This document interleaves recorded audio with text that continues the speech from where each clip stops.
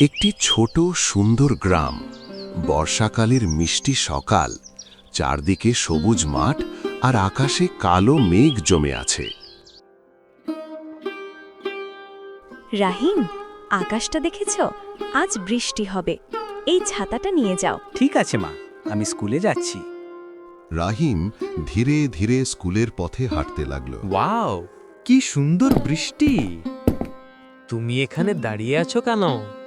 আমার তুষারটা মেঘটা এখানে দাঁড়িয়ে আছি। আমার সাথে চলো। তুমি খুব ভালো। কে? চলো গিয়ে দেখে আসি। ও কাকা, কাকা উঠুন। ও কাকা, কে তুমি? তা কি বলবো বলো। বলছিলাম কি আপনি এখানে বৃষ্টির মধ্যে ভিজছেন কেন? আজ ছাতা নেই তাই। আর ছাতাটি রেখে দিন। বাবা, তুমি খুব ভালো, তোমাকে ধন্যবাদ এই ছাতাটি দেওয়ার জন্য। কিন্তু তুমি তো ভিজে যাবে। আমি ভিজে গেলে কোনো সমস্যা হবে না।